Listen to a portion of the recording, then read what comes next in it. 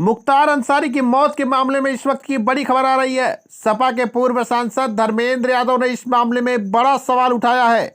जी हां, इस वक्त की आप सबसे बड़ी खबर देख रहे हैं सिर्फ तेज न्यूज पर।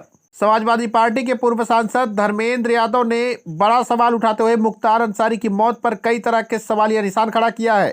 तो देर ना करते हुए हम आपको सीधे सुनवाते हैं धर्मेंद्र यादव ने इस दौरान बातचीत करते हुए क्या कुछ कहा है। देखिए, पिछले कई दिनों से इस बात की चर्चा थी उनके परिवार द्वारा, और ये बात केवल चर्चा तक नहीं थी। उनके परिवार के लोगों ने माननीय न्यायालय में भी इस बात को कहा कि उनको स्लो पॉइजन दिया जा रहा है, और लगातार उनका परिवार इस प्रयास में था कि उनका बेहतर इलाज हो सके। लेकिन आप सोचिए और कल्पना करिए, सीधे आईसीयू से ले जाके जेल में वापस कर देना बिना किसी मरीज को स्वस्थ हुए। तो सरकार की नीयत में तो शंका न होने का कोई सवाल ही नहीं है। 100% सरकार के द्वारा इस तरह की घटनाओं को किया जा रहा है। और आज बड़ा दुर्भाग्य है कि उत्तर प्रदेश के अंदर सबसे ज़्यादा कस्टोडियल डेथ अगर कहीं है तो हमारे उत्तर प्रदेश में है। लोग कहीं सुरक्षित नहीं हैं, ना सड़कों पर सुरक्षित हैं, ना अपने घरों में सुरक्षित हैं। जेल को लोग सुरक्षित स्थान मानते थे, अब जेलों में भी लोग सुरक्षित नहीं हैं। पता नहीं सरकार किसकी कब कहाँ हत्या करा दे, किसको जहर दिला दे, अब इस बात को कहना मुश्किल है। मुख्तार अंसारी का आप इतिहास जानते होंगे, उनके आपराधिक इतिहास रहा है। ऐसे में समाजवादी पार्टी द्वारा ट्वीट करके दुख जाहिर किया है। देखिए, जहाँ तक किसी भी व्यक्ति का आपराधिक अगर कोई इतिहास है, कोई केस है, मुकदमे हैं, उस सभी चीज़ों के लिए हमारे संविधान में व्यवस्था है माननीय न्यायालय की।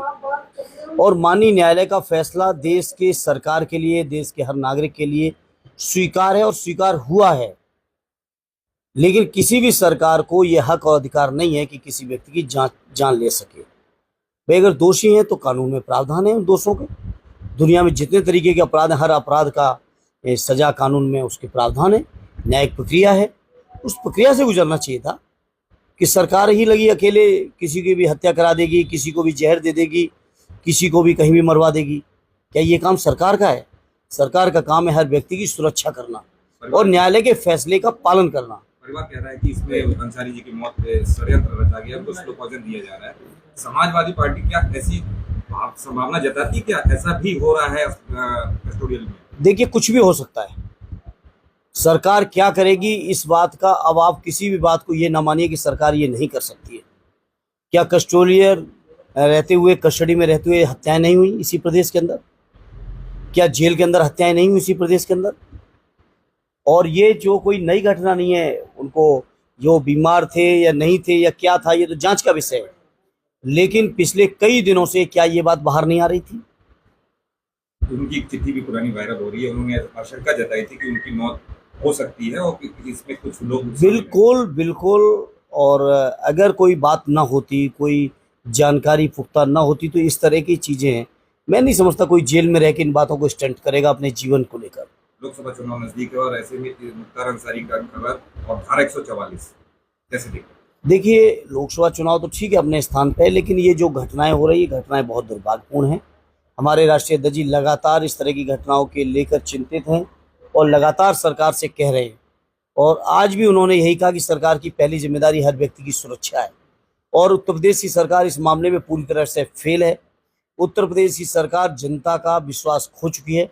उत्तर प्रदेश की सरकार कानून के जितने प्रावधान, उन प्रावधानों में जो हक हैं सरकार चलाने के, वो हक पूरी तरह से खो चुके हैं नैतिक तौर पे।